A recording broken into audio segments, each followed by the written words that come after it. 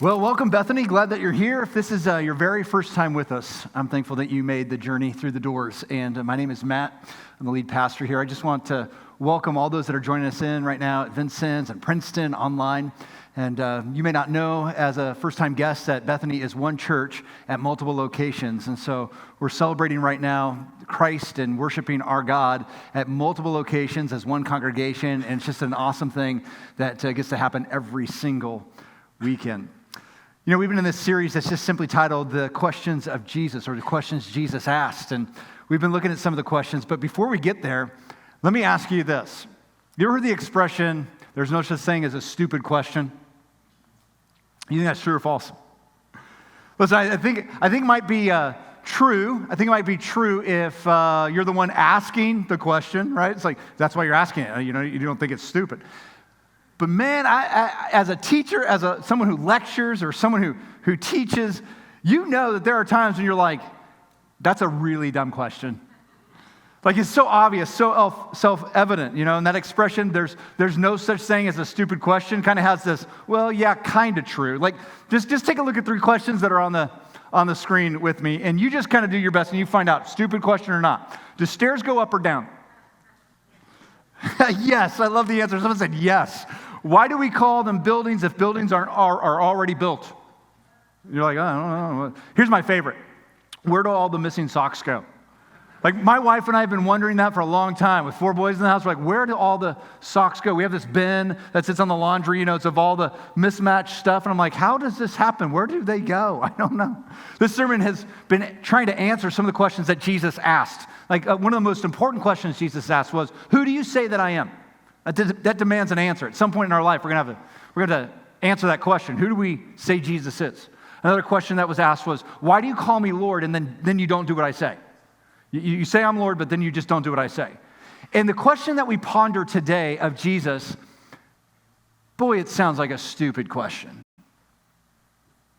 To understand it, let's get in the background of it. John chapter 5, it's page 864 in the Bibles that the church have provided to you.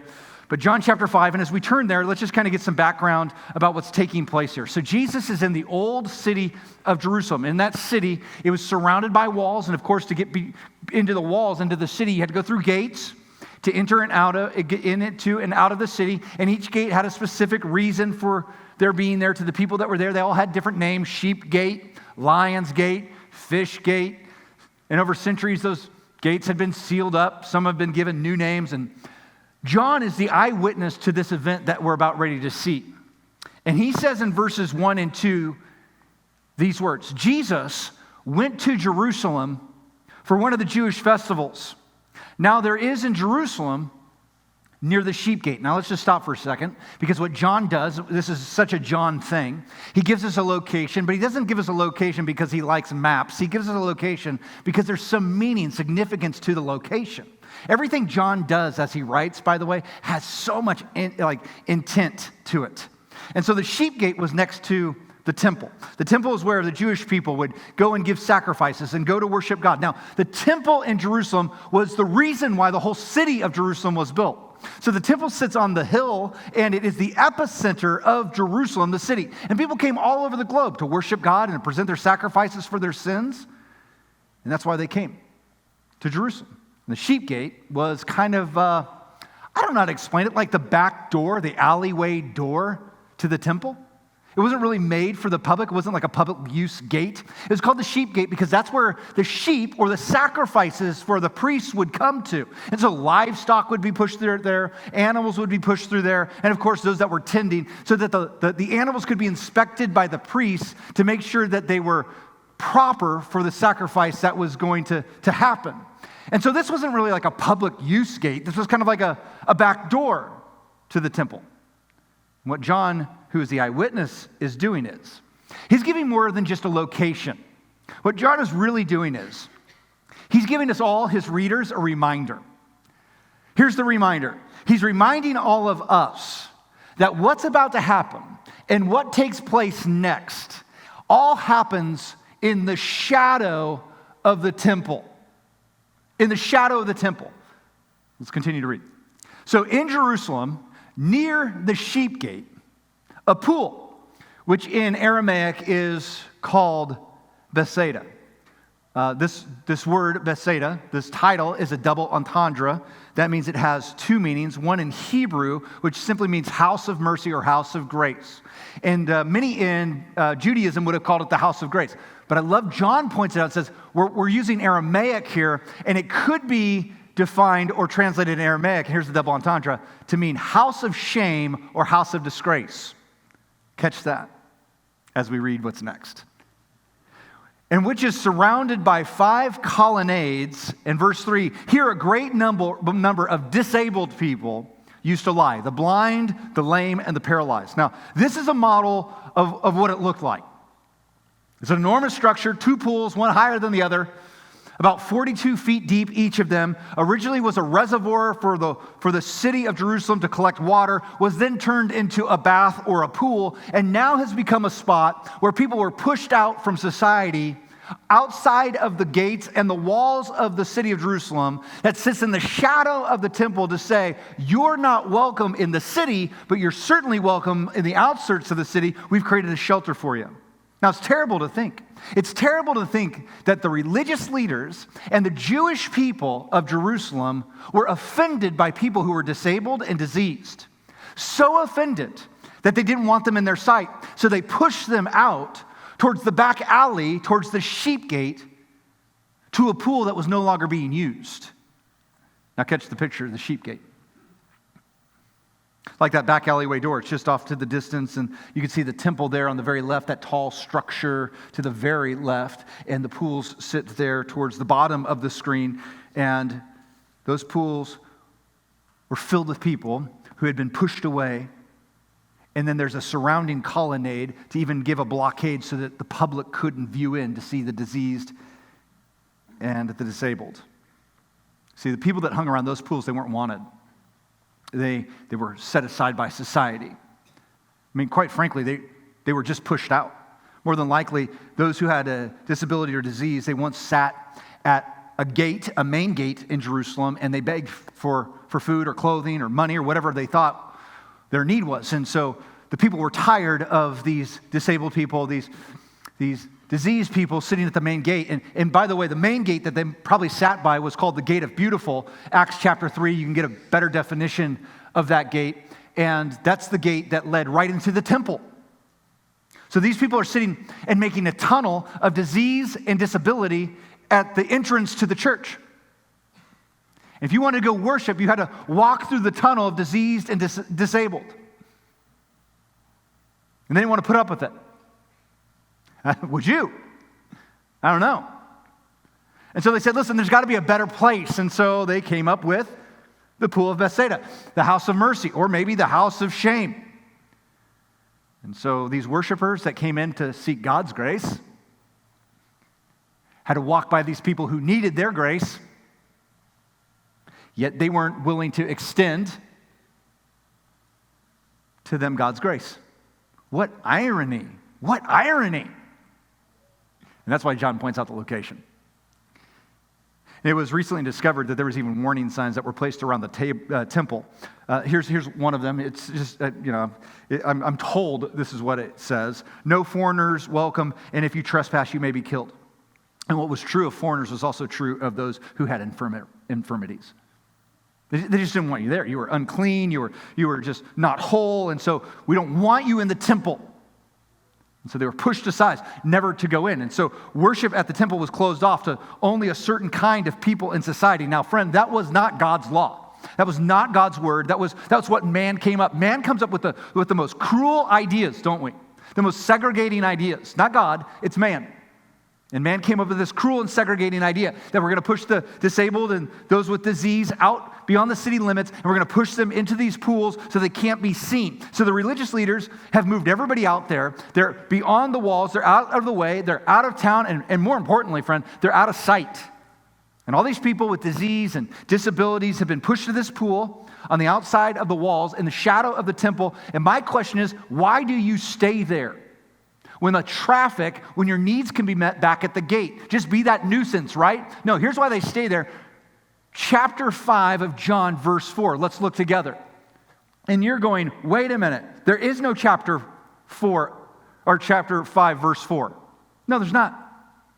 There's no verse 4.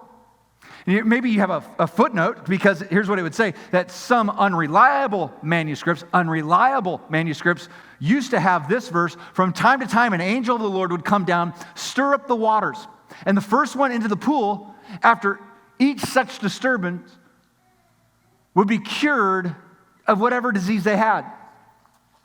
And the reason why that was pulled out of the canon of the scriptures is because more reliable manuscripts never had it. And because it pointed to a myth.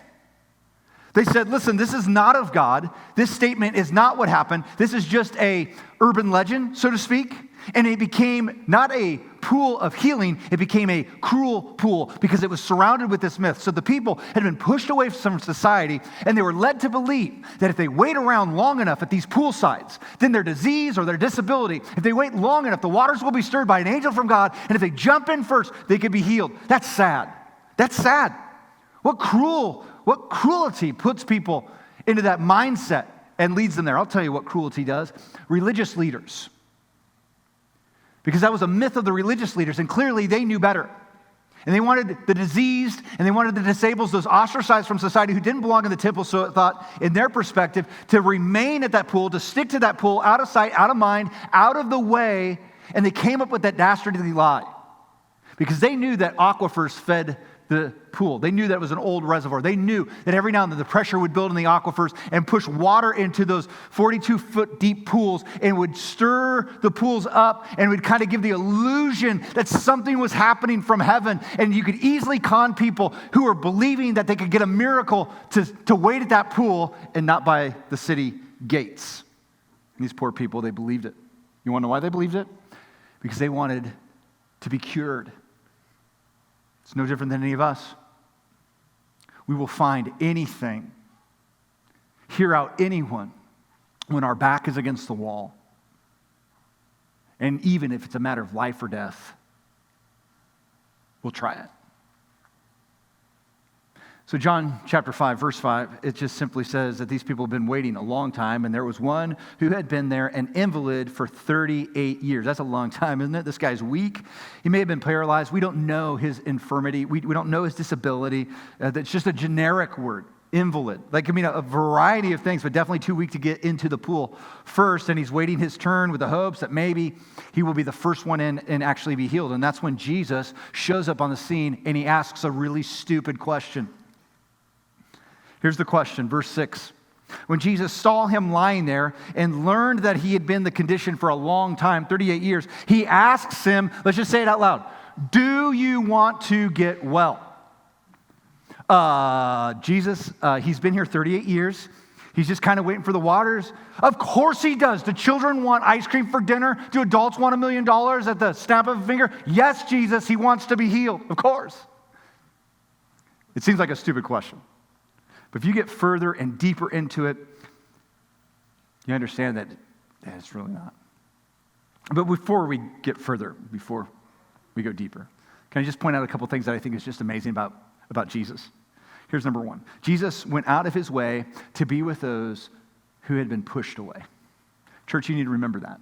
Because it was the religious elite that thought it was a good idea to push people away. And I don't want to be that church. And I don't want you to be those Christians. And I certainly will not be that pastor. And you would think that the Son of God would be at the temple. Nope, he's with the people. He's with the people that no one wanted to be with.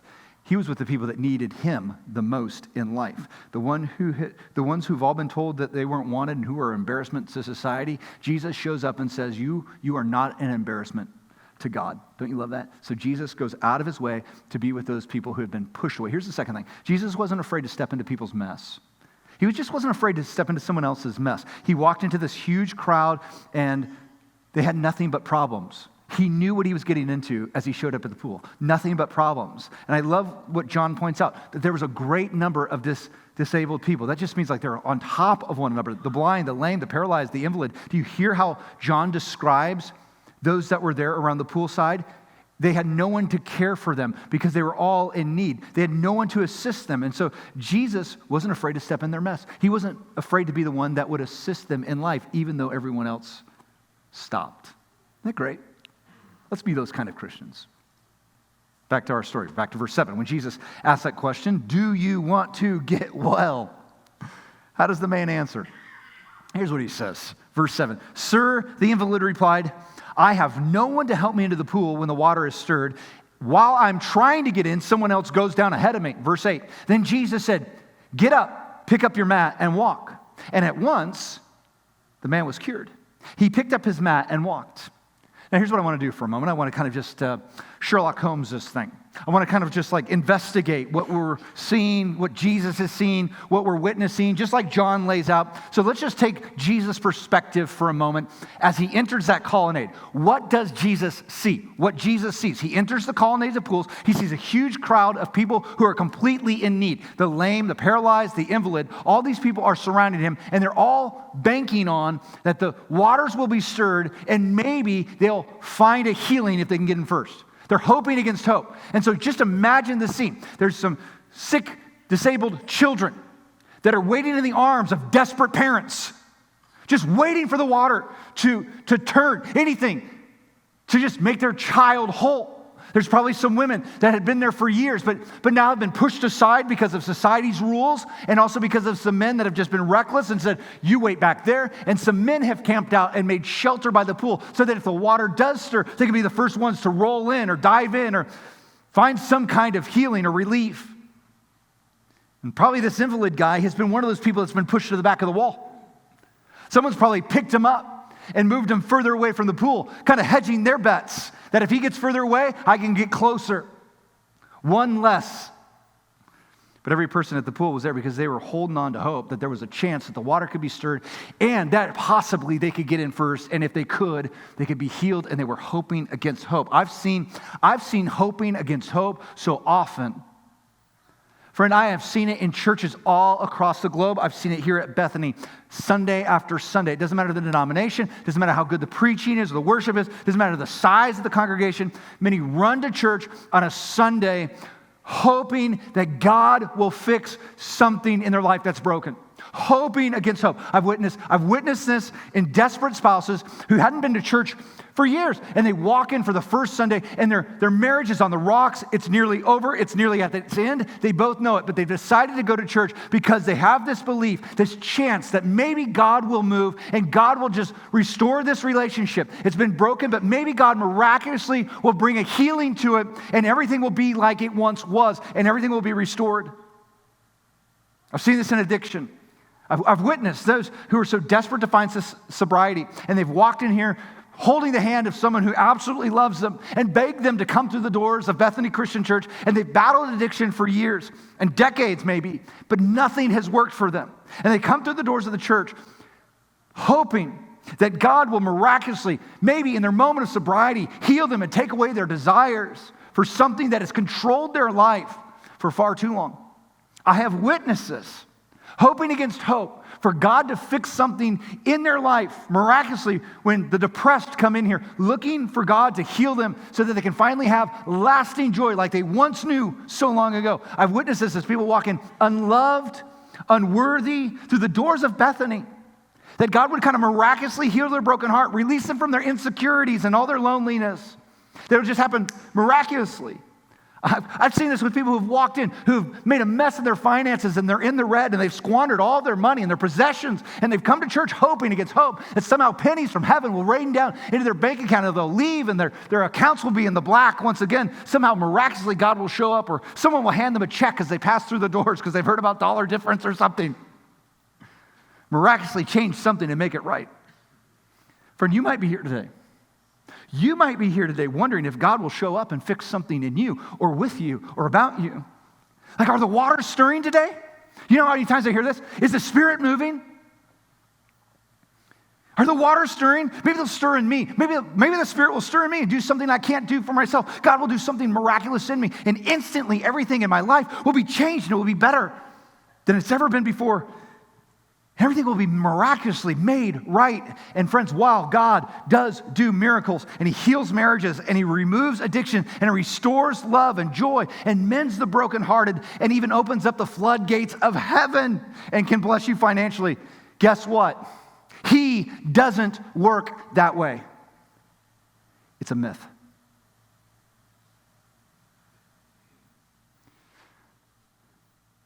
And you see, this myth has been made. And it's made us miserable. That God will instantly create within you a changed behavior or a changed relationship or a changed bank account. No, the invitation of Jesus has never been, come to me and receive a miracle. That has never once been an invitation of our Jesus. Never has been an invitation of our Jesus. Come to me and receive a miracle. Always and forevermore, the invitation of Jesus is this. You come to me. What? You come to me, all who are tired and have heavy loads, and I'll give you rest. What does that mean? I'm coming to you with my broken marriage. I'm coming to you with my addiction. I'm coming to you with my depression. I'm coming to you with my spending habits that have put me in the red. I'm coming to you, Jesus, with my brokenness. And I'm looking for some rest right now. Jesus says, well, then if you're going to do that, then you need to accept my teaching. You need to start listening to what I have to say. Because I got some things to say about marriage. I got some things to say about addiction. I got some things to say about how you spend your money. I got some things to say. And you accept my teaching, you learn from me because I'm gentle and I'm humble in spirit. And what I have to say, it's not going to be burdensome. It's not going to be hard. It's not going to be overly challenging. You'll find rest for your lives if you just start accepting my teaching. And the burden that you asked to accept is easy. He says, the burden that I asked you to accept is easy, and the load I give you to carry is light. I'm not going to burden your life like you think, but here's the hard truth, friend. Here's the hard truth. When Jesus did a miracle, anytime Jesus did a miracle, he asked something. He asked the one who was receiving it to do something. To do something. I mean, and catch this. Turn water into wine. Hey, servants, get some jars, pour water into it, and then serve the guests in faith. When Jesus healed a man with a shriveled hand, minimally, he told the man, would you just stretch out your hand? I know it's been shriveled all your life, and you've never done that before, but would you have faith enough just to stretch out your hand? He overwhelmingly blessed Peter, James, and John. Do you remember with that huge catch of fish? They'd been fishing all night. Jesus shows up and says, fellas, listen, I know you've been fishing all night. Why don't you just go back out there and throw your nets on the other side of the boat? And what do? They obey Jesus. They trust Jesus. And they do exactly what it says, and they haul this huge net of fish up. Here's what we learn from that. Oh, you can believe in miracles because our God specializes in miracles. But more so than believing in miracles, it's time to trust Jesus. It's time just to trust Jesus. And when Jesus enters the pool of Bethsaida, he sees this huge crowd looking for a miracle. No, they're not looking to him for the miracle now. Who are they looking to for the miracle? They're looking for some kind of superstition, some kind of angel, some kind of thing. They're not trusting in God anymore. No, they're trusting in some kind of myth, but their trust isn't in God. And that's the perspective that Jesus sees. He's seeing a bunch of disabled, diseased, ostracized people that are doing anything they can for healing, doing everything but trusting in him. That's the perspective of Jesus. And that's why he asked this question. Do you want to get well? And it's not a stupid question at all. Because what does he ask? Do you want to get well? What Jesus asks. Let's look at that. Well, you think this guy would emphatically say, yeah, I want to get well? Absolutely. Are you kidding me? I've been here for 38 years. What do you think I'm doing with my time? Verse 7, look at it. Let's go back, just look at it. What does he say? Sir, the invalid replied, I have no one to help me into the pool when the water is stirred, and while I'm trying to get in, someone goes down ahead of me. And unbelievably, this guy does not emphatically say yes. He actually just comes up with a reason as to why he can't. Now, this is not an excuse, mind you. I've heard this preached that this guy had a bunch of excuses as he went. No, this is not an excuse. It's just an explanation. That's all he's doing is explaining to a stranger. He doesn't know this is Jesus. He doesn't know this is the miracle worker. He's just explaining, I can't do it. But one thing we know for sure, Jesus has asked the question, do you want to get well? And what's that doing? That's invoking a self-examination of this guy. Now, you would think that after being at the pool and being there to be healed for 38 years, this guy would have made some kind of deal with somebody else, some kind of bargaining chip. He would have told someone stronger, hey, could you, have some sympathy on me, get me into the pool, and once I'm healed, then I'll get you into the pool. You think something? No, nothing like that ever happened. His entire response to Jesus is that there isn't anyone to help him. That's sad. He must have thought nobody cares for me, that I'm beyond help. So what did Jesus hear? What Jesus heard? This is what Jesus heard. You know what he heard from the guy? Here's what he heard. I can't. That's what he heard. I can't. I can't. Friend, that is a terrible place to be in life where you're like, I can't. I don't have the resources. I don't have the time. I don't have the energy. I can't. Nobody cares can quickly lead to, if nobody cares, then why should I care? Since I can't find help, I'll just give up. So I'll just stay this way. I'll just accept that there's some things in my life that just cannot be changed. They're unchangeable. I'll accept that I can't save my marriage, and so I'll get out and I'll give up. I'll accept that this addiction is not my identity, and I'll just own it, and I'll just let it own me. I'll accept that I'll always be down and I'll never experience lasting joy. I'll just accept that I'll be forever alone and that I'll never have anybody to share life with. I'll just accept that I'll always feel regret. I'll always feel alone. I'll always feel pain. I'll always feel this void in my life. And since I can't be helped, and since no one will help, and I've tried to get people to help, I'll just lay here. I'll lay here in life and I'll just wait. And I won't wait for deliverance. I'll just wait, like those people at the pool of Bethsaida, I'll just wait for death to come. I don't know who I'm speaking to today who has given up. And I have no idea who has given up on you. It could have been a spouse or a friend or family member. Sadly, it could even have been the church. It could have been Bethany Christian Church. And even though people of this world have given up on you, you need to be reminded that Jesus never gives up on you. He will get into your mess, and he will invite you to come to him and discover his mercy and his grace.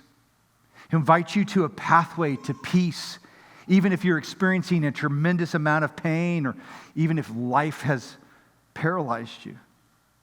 Friend, trust in Jesus. The man's right. I mean, the man is absolutely right.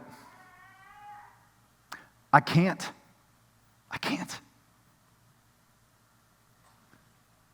But we're about to see that Jesus can. So let's look from the perspective of this man. What the man hears. What does the man hear? Well, the invalid has no idea who Jesus is. He doesn't know this is Jesus. He just thinks it's a stranger, and he thinks it's probably a cruel joke. Do you want to get well? He's probably been joked on like that for years. And while the answer is obvious, the man could have heard the question differently because, again, there is, in a sense, a double entendre to the meaning of the question that you find here. There is a literal side to the question. There's a figurative side to the meaning of this question. The word that Jesus uses for the word well, do you want to get well, has undertones to it, 2 undertones, as a matter of fact, that describe something. They describe wholeness of body, but also wholeness of life. 2 undertones. You catch that? Wholeness of body and wholeness of life. And the man hears both meanings to the question. So he's hearing Jesus literally ask, do you want your body to be made whole again? Do you want your body to be made healed like it once was? Like it used to be, which is to mean that this guy at one time in life had wholeness to his body. Something that had taken place in his life, and he wasn't born like this. Something had happened, and now he's in this state. Jesus says, you want to go back to that healthy state? And then the man hears what Jesus is saying figuratively. Figuratively, Jesus is saying, friend, do you want your life restored? Do you want your life to be made whole, complete? Now, I have no clue what undertone this man heard the loudest. Do I want my body back to as it was, or do I want my life back as it was? Here's what I know either way, though. Here's what I know. I know he didn't emphatically say yes. I know that. I know he says, I can't, because he was putting upon his shoulders He never says definitively to Jesus, yes, I want it all. Or no thanks. Back to the perspective of Jesus. What Jesus said. What did Jesus say? Well, because Jesus knows our hearts. He knows the depth of our soul. He knows our motivation. He knows our true desires. Jesus answers the question for the guy. Don't you love this? Is so Jesus. Like, you're not going to give me an answer, apparently, so I'm going to answer the question for you. Here's what he says in verse 8. Then he said to the guy, get up, pick up your mat, and walk. And at once the man was cured. You know what Jesus is saying? I know what your heart wants. You want to be made whole. You want your body back and you want your life back, so I'm going to give it both back to you. And of course, this man wanted to be healed. Of course, he wanted to walk away from that pool. Of course, he wanted to stop begging. Of course, he wanted to end the loneliness. Of course, he wanted his relationships back. Of course, this man wanted his body, his soul, his spirit, everything about him. He wanted that back. And so Jesus says, listen, you're not answering the question. I'm going to answer it for you. And the reason why this guy did not answer the question of Jesus directly was he did not think it was possible to ever be whole again.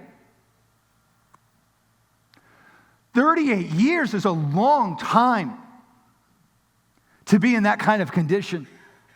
It is so long that you just get accustomed to that kind of pain and trouble. And he probably thought, my best days are behind me. So what does the man do? Let's look from his perspective. What does the man do? Well, the man does what Jesus is inviting all of us to do. He's inviting all of us, when we're experiencing pain and trouble, when we think life has overcome us, when we don't think that there's any hope or deliverance in the future, Jesus invites us to do this one thing. Verse 9, are you ready? The guy picked up his mat and walked. That's what the guy did. He walked away from his state of hopelessness. But you know what he had to do to get there?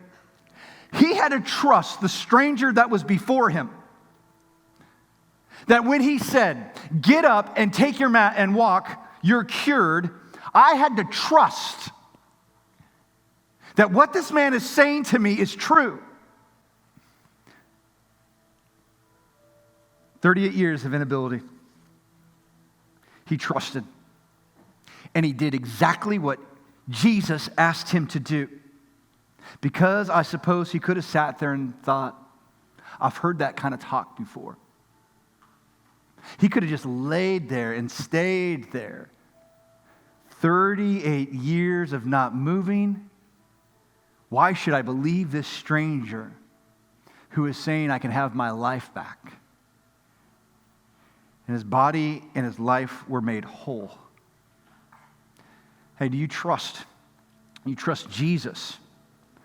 That what he has to say about love and sacrifice and serving, when it comes to your spouse, even though your marriage is rocky and maybe in your mind near over,